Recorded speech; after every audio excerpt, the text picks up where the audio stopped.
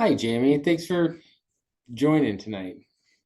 Absolutely, RJ. Good to see you, my man. Good to see you too.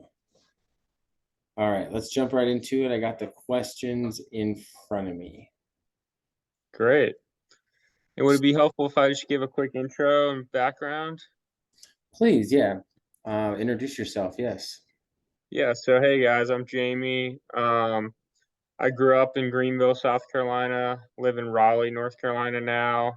I work in private equity and I've been hunting white-tailed deer for about 4 years now. And so I'll start off by saying I'm definitely not an elk hunting expert. In fact, this will be my first year elk hunting, but that being said, coming from the East Coast, I'm doing everything I can from home to try to get prepared and have a successful hunt out west with RJ here. Success is what it's about. And you got some data, right, that you want to share? Yeah, absolutely, man. So I get my data from the state websites, right? Every state that has elk has a website, and they keep very close contact and track their data. For Colorado, that website is cpw.state.co. So it's the same website you apply for your tags on. And again, they track their data very closely. Every year after the season ends, they update that data, post it on their website. They track everything from archery, muzzleloader, rifle season. And there's also great resources out there that aggregate all the data, such as Go Hunt. But I found it easier to actually just download it from the state website myself and put it into Excel and kind of add filters on different categories and find the best units to hunt that way. So, what's your favorite website you would say that provides the most value of data to you? Yeah, like I said, I would definitely go to the state websites first and just download the raw data and take a look at it. But if you're looking for someone who's kind of aggregated the data and packaged it up into something prettier, Go Hunt has a great service. You can become a member just for maybe like $100 a year or something like that, and they have all that data kind of prepackaged on their website for all the states. Okay, and that's like per unit, or how did you go about kind of aggregating that, as you'd say?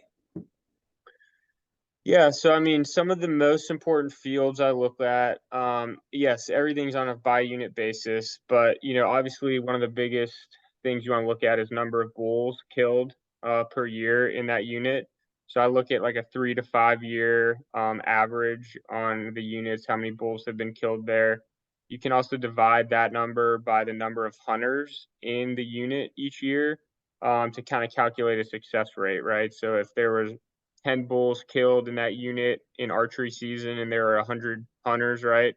That'd be a 10% success rate. So that's one of the first fields I look at. Next, you can look at the total number of hunters and recreation days. So this gives you a sense of how much hunting pressure there is in the unit and also how long hunters were there for and how long it took for them to bring down a bull. Next, you can kind of look at the bull to cow ratio. Some of the units have pretty much all cows, right? And so you want to stay away from those and you want to see a high bull to cow ratio. And then finally, um, I look at the square miles and hunting space, specifically public versus private land for the unit. If there's a unit that's 95% private, then it's really unlikely you're going to get a bull with a public tag, right? And Yeah. so those are some of the kind of key fields and categories I look at in the data to kind of identify the best unit to hunt. Okay. And what data is most important to you when looking for a good hunt unit? Yeah, it's a good question. So I'd say definitely, the success rates, the hunting pressure, and then kind of the percentage of public land, right?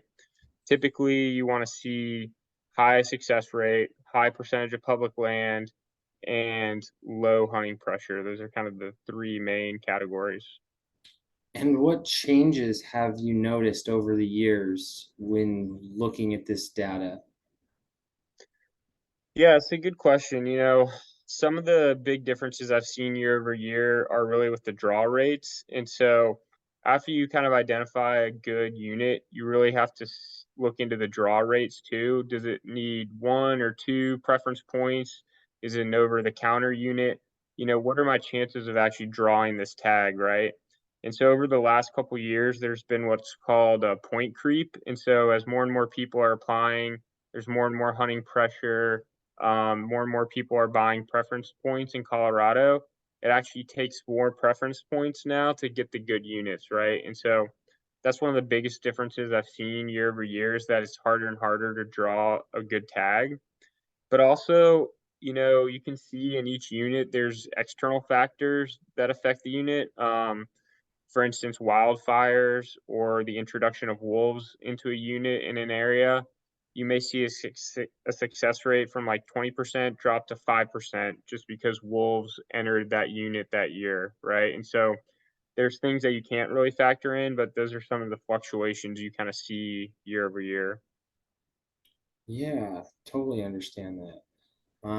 And what unit would you say is best and why? I know that's a very general question, but from your set of data, where would you hunt this year?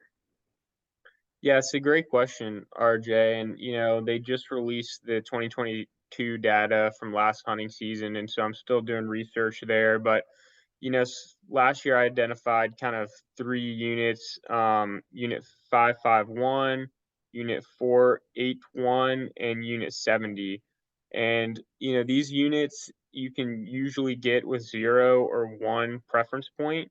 They all have 15% plus success rates and 70% plus public land with minimal hunting pressure and archery season. And so those are all like key things that you want to see. And, that doesn't necessarily mean it's going to be a successful hunt, but at least narrows down the playing field for you. Ah, okay. And you can tell the hunting pressure by how many hunters have actively hunted that, and that's a statistic that you go by also. Yep, exactly. So you can actually calculate the number of hunters in the unit and divide that by the number of square miles, right? So if it's a super large unit with like only a couple hunters, the hunting pressure is super low. But if there's a really small unit with a ton of hunters, then the pressure is really high, right? So you want to look at both the number of hunters as well as how much land and square miles there are to cover. Oh, that completely makes sense. Okay. And is that a formula you've come up with, or is that something you've seen, or? Yeah, so the what you'll have to do for that is Colorado and all the other, state websites will tell you how many hunters for archery, muzzleloader, and rifle season per unit there were. So you'll take that, you'll go online and then research the square miles for every unit. Each of the units kind of have that information online. And then you can just divide the number of hunters by square miles. So you get to a number that's kind of like square miles per hunter, right? And you want the highest number so that you can see, you have more space for a lower amount of hunters. So that identifies less pressure, right? Yeah, that's an awesome way to put numbers into something and get an answer. No Uh, doubt. awesome, yeah. And then just the last question, why did you choose to hunt Colorado and what brought you to the state? Yes, great question. So Colorado, I chose for two reasons. One, they have the most elk by far. Estimates right now are that there's 300,000 elk in the wild in Colorado. The second state right behind Colorado is Montana, and they only have about half that many, right? They have about 150,000. And so Colorado absolutely has the most abundance of elk in the US, in the world, really. And not only that, but they have the best public hunting opportunities, whether it's over the counter tags or the opportunity to build preference points over the years. They really make it possible for both residents and non residents to access elk hunting. And so, I'm excited this year to go out my first year elk hunting and try it out in Colorado. Cool, and that's what it's about, meeting cool people, hunting. Awesome. Absolutely, man. And the last thing, you know what, the last thing I'll leave you with, RJ, is that this is really the first step of hunting, right? You know, coming from the East Coast, I'm looking at all the units, trying to narrow things down, see where the best success rates are.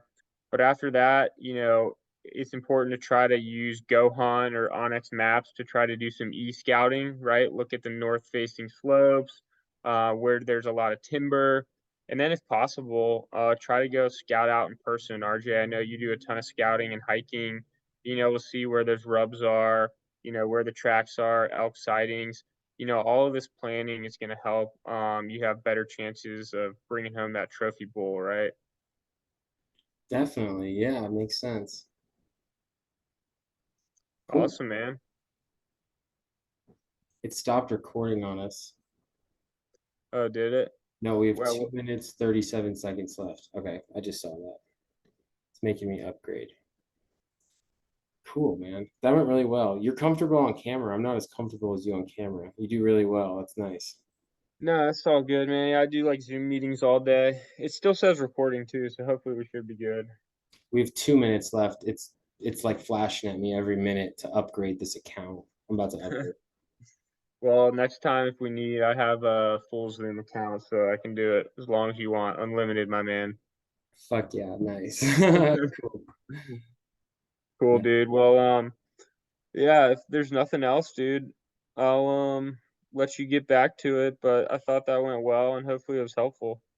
that did go really well, and it was really helpful. And I'm gonna figure out how to do this again, and I'm gonna get some more questions, and we can keep doing it and try to perfect it because I think yeah, this is gonna be fun.